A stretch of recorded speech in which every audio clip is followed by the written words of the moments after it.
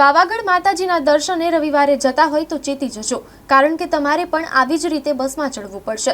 જીએસઆરટીસીની ઘોર બેદરકારી સામે આવી છે। એક વિડીયો સામે આવ્યો છે જેમાં જોઈ શકાય છે કે કઈ રીતે મુસાફરો બસમાં ચડી રહ્યા છે અને બસમાં ચડતી વેળાએ કેટલી ભીડ જામી છે, કઈ રીતે મુસાફરો ધક્કામુક્કી કરીને બસમાં ચડી રહ્યા છે। જો આવી જ રીતે મુસાફરોને મુસાફરી કરવી પડે તે કેટલી યોગ્ય છે? મુસાફરોને કોઈ તકલીફ ન પડે તે માટેની યોગ્ય વ્યવસ્થા કરવી જોઈએ।